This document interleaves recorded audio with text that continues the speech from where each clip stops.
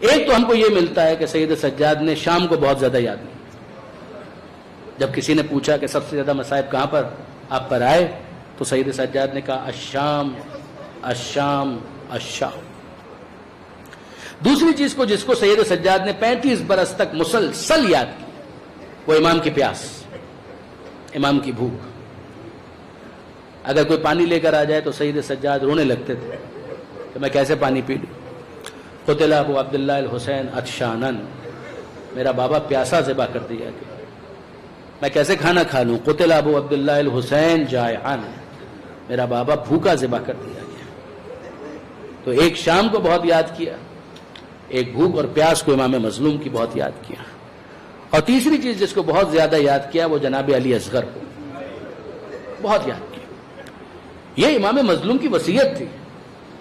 جب رخصت آخر کے موقع پر سید سجاد کے پاس آئے تو یہ کہا تھا کہ شیعتی، اے بیٹا جب وطن واپس جانا اور ہمارے شیعوں سے ملاقات ہو تو چاہنے والوں سے کہنا شیعتی ما ان شربتم ما عذب فاذکروا، کہ جب کبھی ٹھنڈا پانی پینا اپنے پیاسے امام کی پیاس کو یاد کرنا. او سمعتم بغریب او شہید فانتبونی، اور اگر سنو کہ پردیس میں کوئی مسافر مارا گیا تو اس پردیسی مسافر کا ماتم بعد میں کرنا، اپنے پردیسی امام کا ماتم پہلے. لیتکم فی یوم عاشوراء جمیعا تنظرون، اے ہمارے چاہنے والوں کاش کہ تم ہوتے تو اپنی آنکھوں سے دیکھتے کہ کیسے میں اپنے اصغر کے لیے پانی مانگ رہا ہوں. کیف استسقی لطفل، اپنے ششماہے کے لیے، طفل کے لیے، بچے کے لیے میں پانی مانگ رہا تھا. فابوا ان یرحمونی، تو ان میں سے کسی نے رحم نہیں کیا. میرے اصغر کو اس کے خون سے سیراب کیا گیا، اسے پانی نہیں دیا گیا. یہ امام کی وصیتیں تھیں. سید سجاد بہت یاد کیا کرتے. جناب مختار کے زمانے میں جب قاتلان امام کو گرفتار کر کے تہ تیگ کیا جا رہا تھا اور اعتراف جرم، اقبال جرم کروایا جاتا تھا پہلے، پھر ان کو قتل کیا جاتا تھا. اور یہ مت بھولیے گا کہ یہ سب کے سب وہ افراد ہیں کہ جنہوں نے اپنے کارنامے بزوم خود تحریر کر کے ابن زیاد کے پاس جمع کروائے تھے انعام کی لالچ میں. اور وہ سارے کے سارے دفتر جناب مختار کے ہاتھ میں تھے، وہ اس کے ساتھ میچ کرتے تھے. اور بہت بڑا ذخیرہ مقتل کا فراہم ہوا ہے ان اعترافات کے ذریعے سے. اب یہاں پر جو کوفہ کے اندر جناب مختار انتقام لے رہے ہیں، ایک شخص شہر کوفہ سے مدینہ منورہ زیارتوں کے لیے آیا اور سید سجاد سے ملاقات کی. اور زمانہ وہ ہے کہ جب سید سجاد خون کے آنسو رو رہے ہیں کربلا کو یاد کر کے. جب اس کی ملاقات ہوئی تو رسمی گفتگو کے بعد سید سجاد پوچھتے ہیں کوفہ کی کیا خبر ہے، مختار کا کیا معاملہ ہے.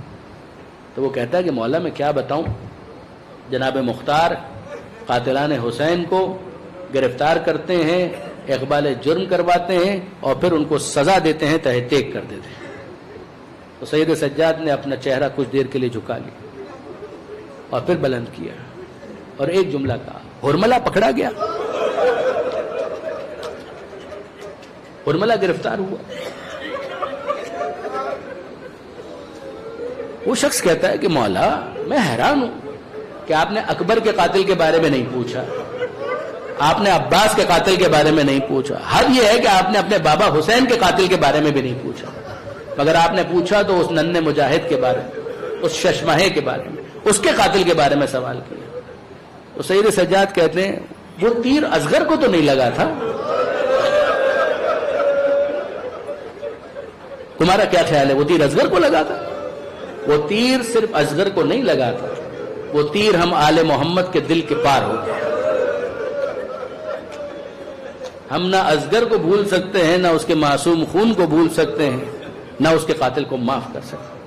وہ کہتا ہے کہ نہیں مولا اب تک ہرملہ تو نہیں پکڑا گیا، جس پر سید سجاد نے بہت کم ہے، یہ تہذیب آل محمد میں واقعاً بہت کم ہے کسی کو بد دعا دینا، لیکن اس موقع پر سید سجاد نے ہرملہ کو بد دعا دی. یہ شخص واپس آ گیا، کوفہ شہر کے اندر داخل ہوا، جناب مختار کا دربار سجا ہوا تھا. اور جب وہ وہاں پر داخل ہوا تو کچھ دیر کے بعد اس نے دیکھا کہ ہرملہ کو گرفتار کر کے لایا جا رہا. جب ہرملہ کو اس نے گرفتار دیکھا تو بے اختیار نعرہ تکبیر اللہ اکبر اس نے بلند کر دیا. اور جناب مختار نے اللہ اکبر کی صدا سنی اور اتنی بلند آواز میں اس کی طرف متوجہ ہوئے. خدا کی کبریائی میں تو کوئی شبہ نہیں، مگر اس وقت نعرہ تکبیر لگانے کی کوئی خاص وجہ. وہ کہتا ہے مختار میں کیا بتاؤں، میں مدینے سے بس کچھ دیر پہلے ہی شہر کوفہ میں داخل ہوا ہوں، یہاں آیا میں وہاں پر سید سجاد سے مل کر آیا اور آپ کے بارے میں انہوں نے پوچھا، اور جب میں نے آپ کی کارگزاری بتائی تو انہوں نے کہا کہ صرف اتنا بتا دے کہ ہرملہ پکڑا گیا یا نہیں۔ میں نے بتایا کہ نہیں پکڑا گیا تو بددعا دی، اور یہاں آیا ہوں تو ہرملہ کو گرفتار دیکھتا ہوں، میں اپنے جذبات پر قابو نہ رکھ سکتا۔ جناب مختار نے اتنے جملے سنے، آنکھوں سے آنسو رواں ہو گئے، اور اب جناب مختار کہتے ہیں ہرملہ بتا کہ تو نے کربلا کے اندر کیا کیا۔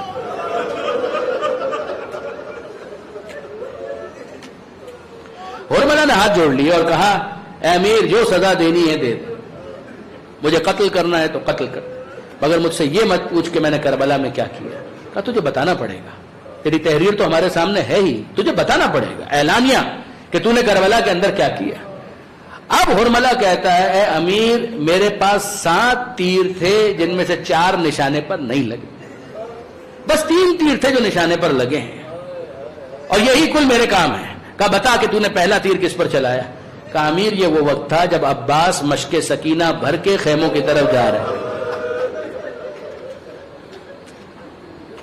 عباس پورا لشکر روکنے کی کوشش کر رہا تھا مگر عباس کسی سے رک نہیں رہے۔ عباس تیزی کے ساتھ دوڑتے چلے جا رہے ہیں، مشک سکینہ کو بھر چکے تھے، لے جا رہے تھے، اور ایسا لگتا تھا کہ بس اب کچھ دیر کی بات ہے اور مشک خیمے تک پہنچ جائے گی۔ ایسے میں عمر سعد نے مجھے کہا ہے ہرملہ یہ مشک خیمے تک نہیں جانی چاہیے۔ میں نے 3 بھال کا تیر نکالا، کمان میں جوڑا، اور جب اس کو رہا کیا ہے وہ تیر جا کر پیوست ہوا مشک سکینہ میں، مشک چھدی، پانی بہا، اور پھر عباس ٹھہر نہیں سکے گھوڑے پر، زمین کربلا پر گرے، عباس کا دم نکل گیا۔ مختار کہتے ہیں بتا کہ تو نے دوسرا تیر کس پر چلایا۔ اس نے دوسرا تیر اسکپ کر دیا، وہ تیسرے تیر کی طرف چلا گیا۔ وہ کہنے لگا اگلا تیر میں نے اس وقت چلایا کہ جب زہرا کا لال ذوالجناح پر ڈگمگا رہا، زخمی تھا سر سے پاؤں تک، مگر بہرحال وہ ذوالجناح پر تھا، زمین پر نہیں گر رہا۔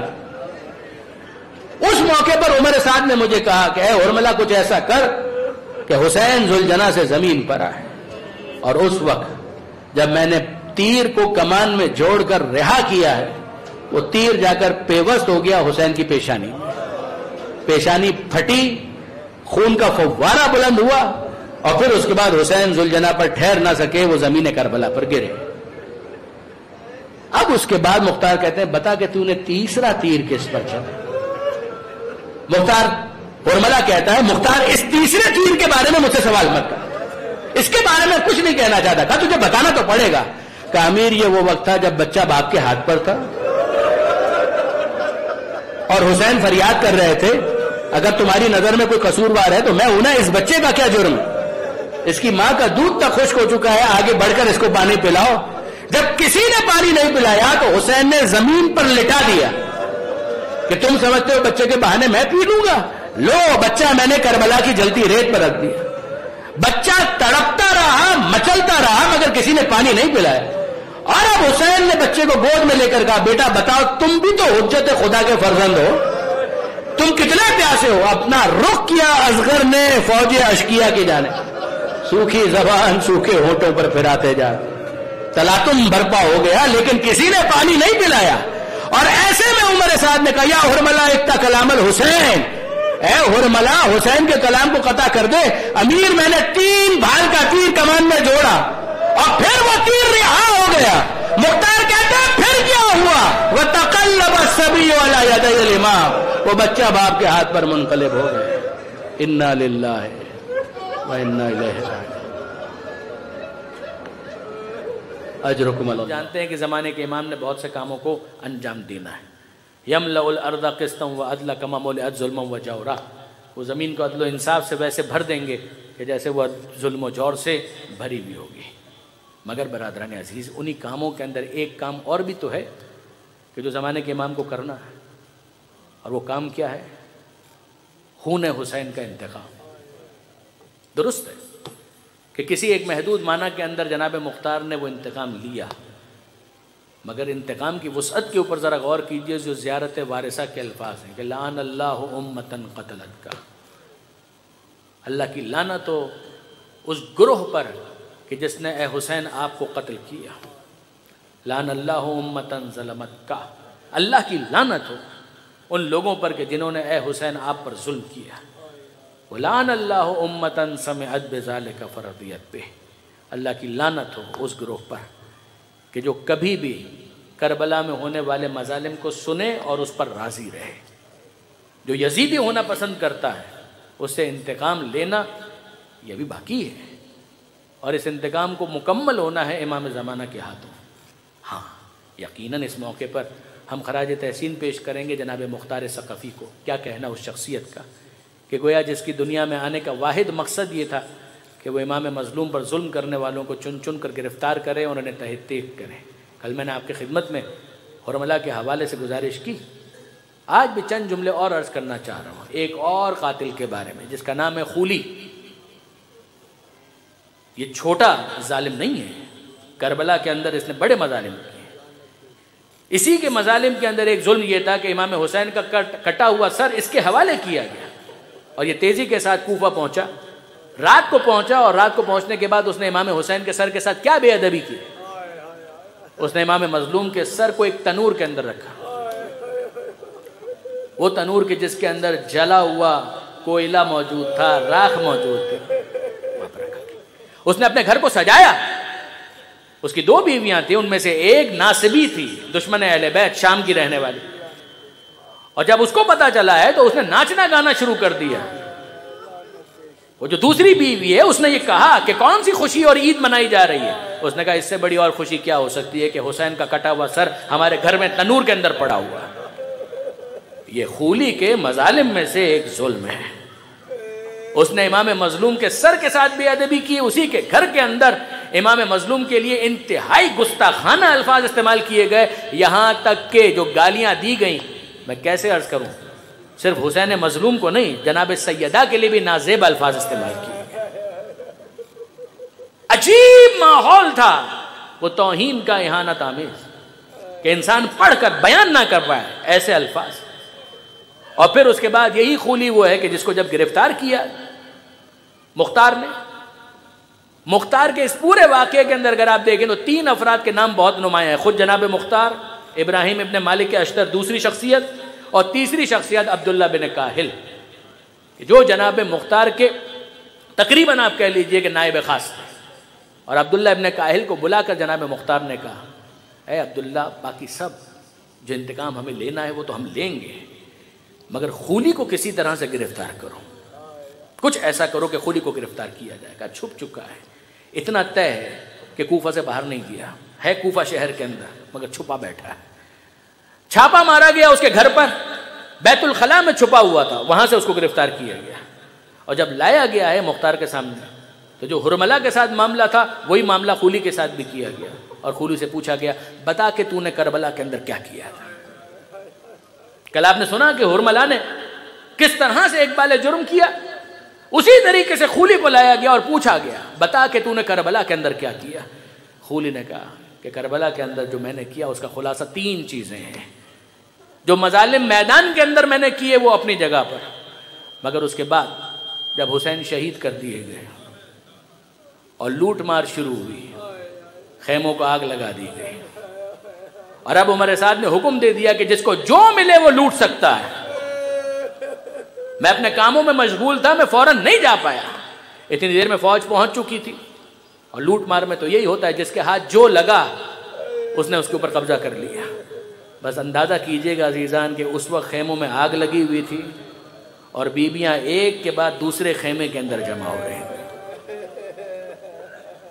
یہ یزیدی فوج ہے کہ جو قبضہ کر رہی ہے مختلف چیزوں کے اوپر، لوٹ مار کر رہی ہے. مگر ایسے میں خولی کہتا ہے کہ مجھے پہنچنے میں تاخیر ہو گئی. جب میں وہاں پر پہنچا تو جتنی بھی چیزیں ایسی تھیں کہ جو اہم ہو سکتی ہیں ان سب کو لوٹا جا چکا تھا. زیورات لوٹے جا چکے تھے، سامان لوٹے جا چکے تھے، مال و متاع لوٹا جا چکا تھا. جب میں وہاں پر پہنچا تو میں نے دیکھا کہ اب میرے لیے تو کچھ بچا ہی نہیں ہے. لٹی ہوئی بیویاں ہیں جو بیٹھی ہوئی ہیں، کوئی وہاں پر کوئی یہاں پر، لوٹنے کے لیے کوئی سامان ہی نہیں ہے. میں نے ایسے میں دیکھا کہ کچھ چیزیں ہیں کہ جس کو دوسرے فوجیوں نے نظر انداز کر دیا، ان کی اتنی قیمت ہی نہیں تھی، نظر انداز کر دیا گیا. میں نے دیکھا کہ ایک بچی ہے کہ جس کے کانوں میں بڑی معمولی قیمت کے گوشوارے موجود ہیں، گوہر پہنے ہوئے بچی نے، اگر دنیاوی اعتبار سے دیکھا جائے تو اس کی کوئی زیادہ قیمت نہیں ہے، ہیرے کے وہ گوشوارے نہیں ہیں، سونے کے گوشوارے نہیں ہیں، معمولی قیمت کے، مگر اس بچی کے لیے وہ گوشوارے بڑے قیمتی ہیں۔ میں نے سوچا کہ کم سے کم ان گوشواروں کے اوپر تو قبضہ کروں۔ جب قریب گیا اور گوشوارے چھیننا چاہے تو اس بچی نے اپنے ننھے ننھے ہاتھ آگے کر دیے کہ یہ میرے بابا کا تحفہ ہے، یہ میرے بابا نے مجھے عید پر دیے تھے، خدا کے لیے میرے ان گوشواروں کو مت چھینو، ان کو مت لوٹو۔ مگر میں نے سوچا کہ اب میرے پاس اور کچھ لوٹنے کے لیے بچا کہاں ہے، تو اس موقع پر میں نے ہاتھ ڈالا، اس بچی نے مزاحمت کی۔ جب بچی نے مزاحمت کی تو میں نے سوچا کہ دوسری چیزیں اگر کچھ ہیں تو وہ بھی رہ جائیں گی۔ میں نے گوشوارے اتارے نہیں، سکینہ کے کانوں میں موجود گوشواروں کو نوچ لیا۔ جب میں وہ گوشوارے نوچ رہا تھا وہ اپنے بابا کو فریاد کر کے بلاتی رہی، کان کٹ گئے، خون کی دھار بہنے لگی، بچی فریاد کر رہی، ارے میرے بابا کا تحفہ چھن گیا، ارے میرے بابا کا تحفہ چھن گیا۔ اس کے بعد میں نے دیکھا کہ لوٹنے کے لیے اور کچھ باقی ہے یا نہیں، مجھے اور تو کوئی چیز نظر نہ آئی، مگر یہ دکھا کہ ایک بیمار ہے کہ جس کے نیچے ایک بستر باقی رہ گیا، ایک بستر کہ جس کو یزیدی فوج نے بھی اب تک چھوا نہیں تھا کہ اس بیمار کو اس بستر پر لیٹنے دو۔ باقی چیزیں لوٹی جا چکی، مگر میں نے اس وقت یہ سوچا کہ اگر اسے میں چھوڑ دوں تو میرے پاس بچے گا کیا۔ میں آگے بڑھا اور میں نے اس بیمار کا کوئی لحاظ نہیں کیا، آگے بڑھ کر بستر کو کھینچا اور اس طرح سے کھینچا کہ وہ بیمار اچھل کر زمین کربلا پر گر پڑا۔ گوشوارے چھین لیے، بستر چھین لیا۔ اب میں نے دائیں بائیں نظر دوڑائی، مجھے لٹی ہوئی بیویاں نظر آ رہی ہیں، کسی کے سر پر چادر بھی نہیں تھی کہ میں چادر ہی چھین کر اپنے قبضے میں لے لیتا۔ ہاں میں نے دیکھا کہ ایک بیوی ہے کہ جس کی چادر پر کسی نے اب تک ہاتھ نہیں ڈالا تھا۔ اجرکم اللہ عزیزان، میں بہت شرمندگی کے ساتھ یہ جملے سادات کرام سے معذرت کے ساتھ کہہ رہا ہوں، مگر یقین جانیے کہ اگر آل محمد کا حکم نہ ہوتا کہ ہم پر بیان کیے گئے مصائب کو مت چھپاؤ تو میں کبھی یہ جملے کہنے کی بھی ہمت نہ کرتا۔ مگر اندازہ تو کیجئے، بیویوں کی چادریں چھن چکی ہیں مگر جناب زینب کی چادر پر ابھی تک کسی نے ہاتھ نہیں ڈالا کہ یہ ثانیہ زہرا ہے، یہ فاطمہ زہرا کی بیٹی ہے، کسی نے اب تک ہمت نہیں کی تھی۔ اور ایسے میں کھولی کہتا ہے کہ میں نے یہ سوچا کہ میں اپنا نقصان کیوں کروں، آگے بڑھ کر اس نے کہا کہ میں نے بیوی کی چادر کو کھینچنا چاہا، بیوی نے اپنے ہاتھوں سے مضبوطی سے چادر کو اس طرح سے دبوچ لیا کہ میں کھینچ نہ پایا۔ میرے ہاتھ میں کوڑا موجود تھا، میں نے کوڑے سے زینب کے چہرے پر حملہ کیا، کوڑا بیوی کے سر پہ لگا، چہرے پر لگا، پیشانی پھٹی، خون نکلا، جناب زینب کی گرفت چادر پر ڈھیلی ہوئی، میں نے کھینچ لی، بی بی عباس کو بلاتی رہ گئی، اے عباس آج تیری شہادت کے بعد زینب کی چادر کی حفاظت کرنے والا بھی کوئی نہ رہا۔ بس عزیزو آخری جملے ہیں، یہی 3 واقعے ایسے ہیں کہ جن کو ام البنین نے یاد کیا۔ ام البنین کا مرثیہ ہے مادر عباس کا، اے عباس یہ لوگ کہتے ہیں تو مارا گیا، تیری ماں کو یقین نہیں آتا، میں نے تجھے جنم دیا ہے، اے عباس میں نے تجھے دودھ پلایا ہے، میں جانتی ہوں میرا عباس کیا ہے، اے بیٹا عباس یہ لوگ کہتے ہیں تو مارا گیا مگر تیری ماں کو یقین نہیں آتا۔ ہاں مگر عباس تیری ماں کو یقین آنے لگتا ہے کہ تو مارا گیا۔ کب یقین آتا ہے؟ جب میں سنتی ہوں سکینہ کو تماچے لگے۔ اگر میرا عباس زندہ ہوتا کس کی مجال تھی سکینہ کو تماچے لگائے؟ اے میرے لال مجھے اور یقین آ جاتا ہے کہ تو مارا گیا جب میں سنتی ہوں سجاد کا بستر چھین لیا گیا۔ اور اے بیٹا عباس تیری ماں کو پورا یقین آ جاتا ہے کہ تو مارا گیا جب میں سنتی ہوں زینب کی چادر چھن گئی۔ اگر میرا عباس ہوتا کس کی مجال تھی؟